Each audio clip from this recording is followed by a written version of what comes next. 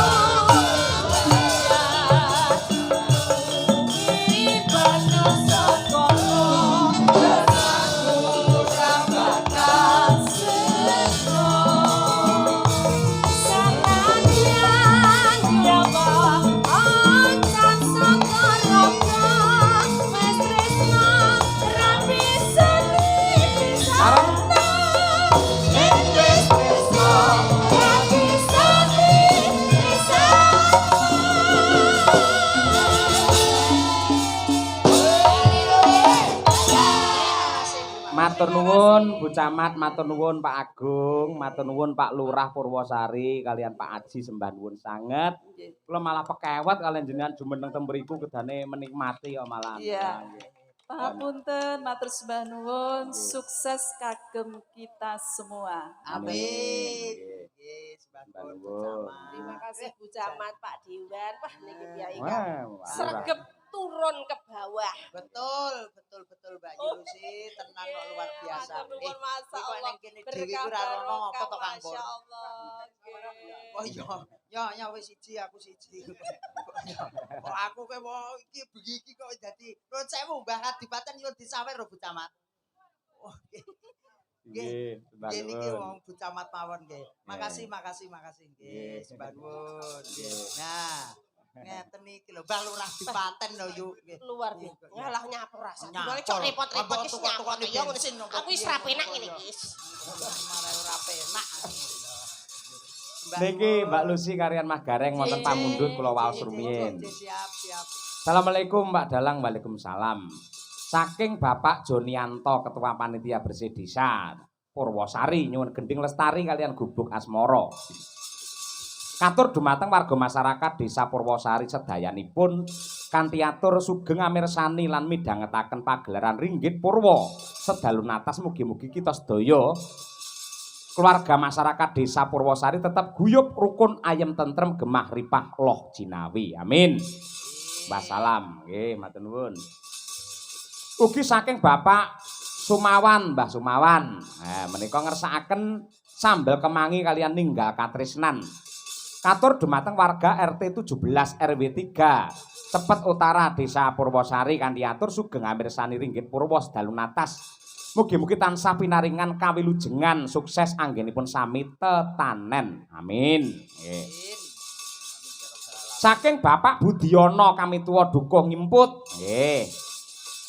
Nyuwun gending pepeling katur dumateng sedaya warga dukuh ngimput khususipun lan sedaya warga masyarakat Purwosari umumipun kanthi atur sugeng mirsani pagelaran Ringgit Purwa sedalu natas mugi sedaya tansah pinaringan kesehatan sehingga saged makarya lan pikantuk berkah saking ngarsane Gusti Allah. Amin. Kula nyuwun gending kembang rawe saking Bapak Jemiran Banjarjo 1 matur nuwun. Nggih. Saking Pak Agus Wito Dewan Daerah DPRD nyuwun gending pepiling kalian lestari. Gandeng ingkang mayoritas ngersakaken lestari. Nggih. Bocah cantik-cantik niki nggih Anjake nggih Mbak Lucy nggih. Nggih to sing cantik-cantik niki kok ya. Generasi muda. Betul, Anak milenial. Betul. Sing mirsani nggih cah nom-nom, enek wong sepuh. Monggo nyumbangkaken sinten ingkang dipun timbali riyen. Sekawan langsung. Ayo. Betul. Wiwit saking Mbak Tri Astuti terus Mbak nggih. Dian, Monggo, Mbak monggo. Birgita kali Mbak Winong coba kaya apa. Nggih. Ya awake dhewe dhisik ning kene. Oh, bapakku ke yo lho sih. Dalam Kok Mbah Wan nek bayar penging jam 5 lho. lah nyapa? Ya bahaya neh mau ngejob wis jam 5 kok. Mbah Mawan tak pengin ning omahku. Wedhus ku bengok-bengok neh kok. Monggo diaturaken lestari semoga tali silaturahim warga masyarakat Purwosari tetap lestari abadi sepanjang masa. Ya. Monggo nyanyos.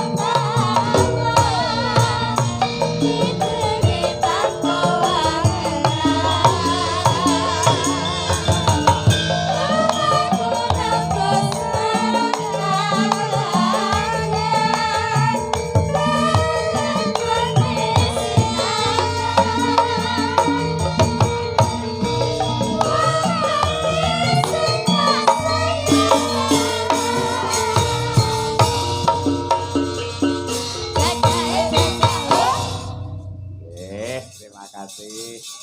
Mohon izin Pak Dalang. Nggih, Mbak. Niki kula kalih gareng di SMS. Jenengan mboten pirsa to. Masyarakat mriki niku pun kangen suwantene Bu Kesi. Nah, Lek nenggani kat sonten wau. Oh. Biasa